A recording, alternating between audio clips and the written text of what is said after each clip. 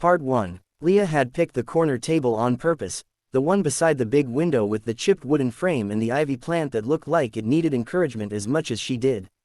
From there, she could see everyone who came through the cafe door and, just as importantly, everyone who decided not to. She checked her phone again. 6:42 p.m. Her blind date, Evan, according to the app, was supposed to meet her at 6:30 sharp. His profile had been promising.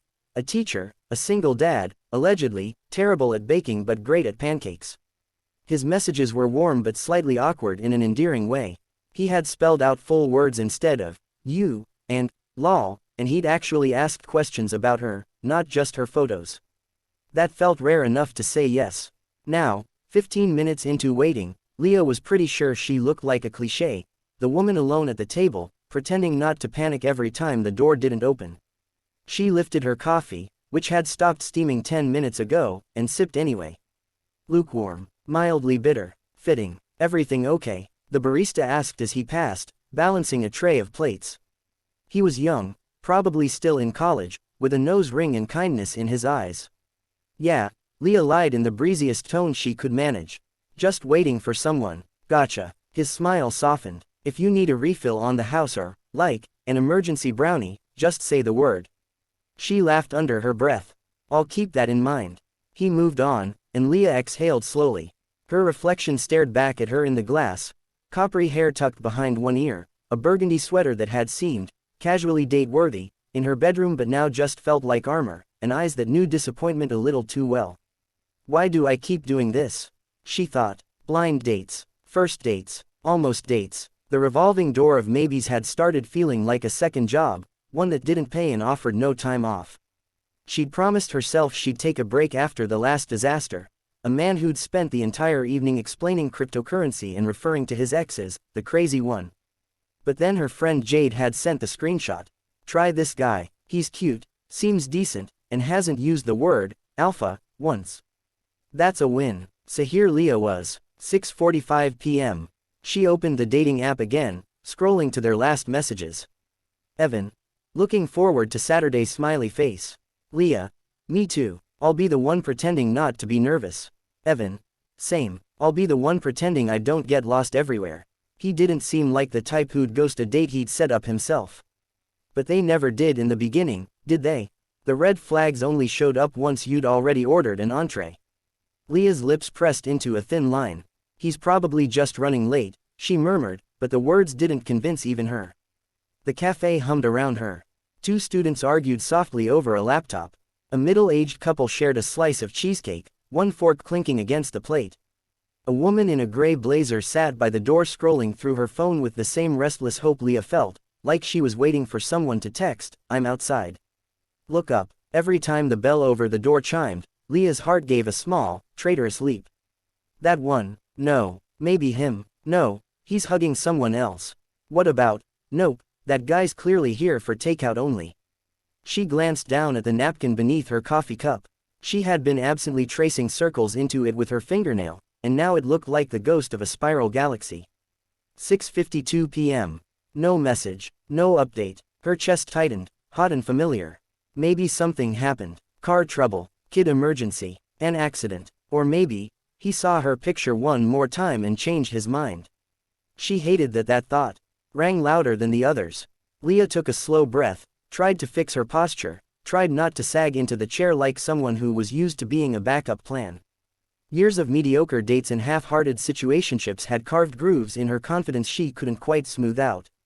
Her longest relationship, 3 years of almost good enough, had ended with him saying, "It's not you, I just don't think you're the person I see myself marrying." The words had stuck to her like burrs. She checked the app again, just in case he'd messaged her instead of texting. Nothing. The last seen under his name taunted her. Online 2 hours ago. Of course you were, she muttered. On the table, her phone buzzed, and a hopeful jolt shot through her. She snatched it up. It was a notification from a grocery store app reminding her to buy milk. The drop from hope to flat reality felt stupidly steep. Okay, she whispered to herself. You gave him more than 20 minutes. Nobody is that lost. Her fingers hovered over the screen as she considered sending a casual, "Hey, everything okay?" But pride tugged her hand back down. She wasn't going to beg a stranger to show up to something he'd agreed to. Not again. The host, a woman in her 30s with a sleek bun and tired eyes, looked over from the stand. They shared that quick, wordless glance women give each other when one is clearly on a date that isn't going well. Leah gave her a small shrug and rueful smile.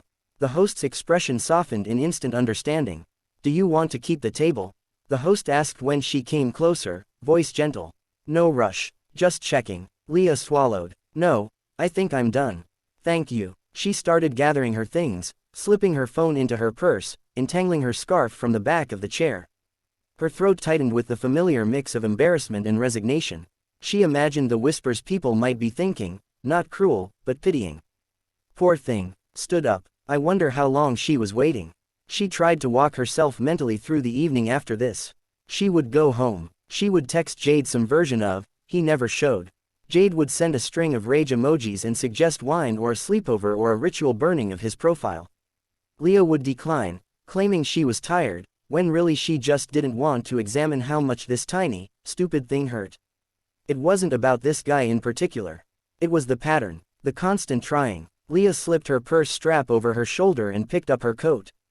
As she did, the rain outside decided to stop being delicate and turned into a steady curtain, blurring the streetlights into smeared halos. Great. She'd walked here. Of course she had. She paused just long enough to tuck a stray strand of hair behind her ear, one last act of reflexive vanity even though the date was clearly dead. The bell above the door chimed. Automatically, she turned. 2 boys barreled inside, bringing a burst of wet air and kid energy with them. They were about 8 or 9, maybe a year apart, both in bright red jackets that made them look like twin exclamation marks against the cafe's warm brown decor. Their sneakers squeaked on the tiles as they slowed, eyes wide, scanning the room. "Whoa," the taller one whispered, eyeing the pastry case like it was a treasure chest. "Focus," the shorter one muttered, punching his shoulder lightly. "We're on a mission." Leah smiled despite herself. Kids. Chaos in small bodies. They glanced at the barista, then at the host stand, then around the tables. Their faces carried that strange mix of nervousness and determination. Leah's first thought was that they might be lost. The taller one spotted her. He nudged his brother, and they both squared there. Shoulders in unison, like tiny soldiers. Then they marched straight toward her. Leah glanced over her shoulder, expecting someone behind her, but there was no one. Her hand tightened on her coat. Can I help you?" she asked, trying to sound friendly and not completely confused. The taller boy peered up at her, eyes the kind of warm brown that made her think of hot chocolate. "Are you Leah?" he asked. Her heart stuttered. "Yes." The shorter one released a visible breath of relief.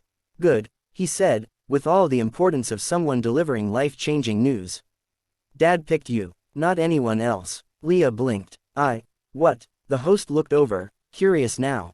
The barista slowed his wiping of the counter. A hush of interest rolled outward in the cafe as conversations dipped, then pretended not to. Before Leah could piece together any reasonable explanation, the shorter boy dug into his pocket with great theatrical effort. He pulled out a slightly crumpled, carefully folded note and held it out to her with both hands. Her name was on the outside in looping, slightly messy handwriting. Leah. Her chest fluttered painfully. For a second, she just stared at it, the edges of the paper soft from being handled. "Dad said to give you this," the taller boy said matter-of-factly. "And to tell you he's really, really sorry and not to go home yet." The note trembled just a little in her fingers as she took it. For the first time that evening, something new stirred beneath the weight of disappointment, confusion, yes. But also curiosity, and a small, stubborn flicker of hope. Leah's fingers hesitated on the folded paper before she opened it. The boys watched her with the full intensity of children entrusted with a very important adult errand. The cafe around them felt suddenly quieter, like the world had paused to see what the note said. She gently unfolded it. "Leah, I'm running late, more than I hoped. The boys insisted on coming ahead to keep you company. I promise I'm on my way. Please don't leave yet. Evan." Leah's breath softened out of her lungs. A laugh, shaky, surprised, relieved, bubbled up. "Dad wrote it twice," the shorter boy said proudly. He thought the first one looked too scribbly. "It still looks scribbly," his brother added. "But better scribbly." Leah pressed her hand to her mouth to hide the smile stretching there. She had come prepared for disappointment, not this. Not too soaked, Enthusiastic messengers in matching jackets delivering a handwritten note like something out of a children's adventure book. She folded the paper neatly. "And what are your names?" "I'm Noah," the taller boy said. "I'm 8.5. "I'm Ethan," said the other. "I'm 9 and also in charge." "Are you?" Leah teased. "Mom says so," Ethan replied. "Dad pretends he's in charge but he's not good at remembering stuff, so actually it's me." The honesty punched through Leah's chest with an unexpected warmth. Kids didn't mask truth with politeness or insecurity. They simply said what was. "Do you want to sit with us until Dad gets here?" Ethan asked. "We're not supposed to sit," Noah corrected him. "We're supposed to stand by her so she doesn't feel dumb." Leah choked on a laugh. "I appreciate that," she said sincerely. "But I don't feel dumb." "You looked a little dumb when we came in," Noah said helpfully. "Not like ugly dumb, just sad dumb." "Noah," Ethan slapped his arm. "Ow, what?" "Dad says people get sad dumb faces sometimes." Leah laughed fully this time, loud enough that the barista behind the counter smiled. "It's okay," she said, setting her purse back on the chair. "I was sad, and maybe a little dumb." Ethan stepped closer. "Dad was worried you'd think he ditched you."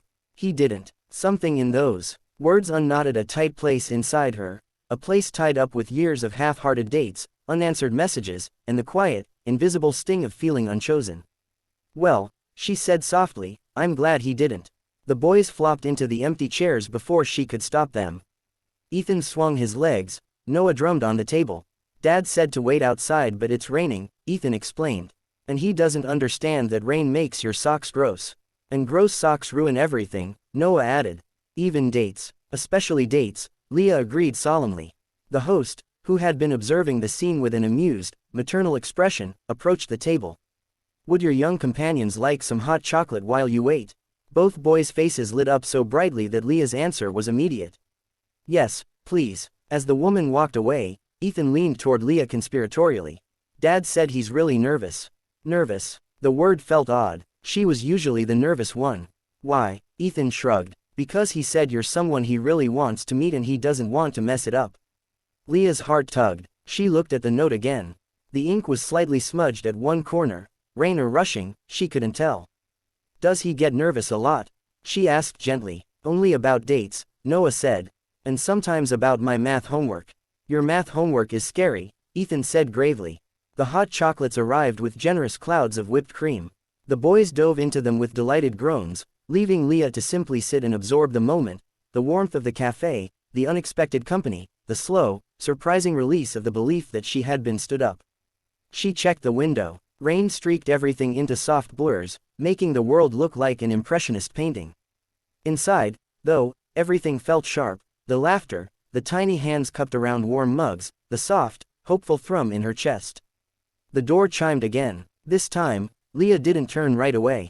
She heard heavy footsteps, a soft muttered apology to someone he bumped, and then, "Ethan, Noah, guys, come on, you can't just run off like." He stopped. Leah turned. Evan stood there, rain darkening the shoulders of his jacket, hair damp and a little wild, cheeks pink from the cold. He was breathing like he'd run the last few blocks. His eyes, warm, earnest hazel, met hers, and something flickered through them, relief, worry, hope, and maybe something she couldn't name yet.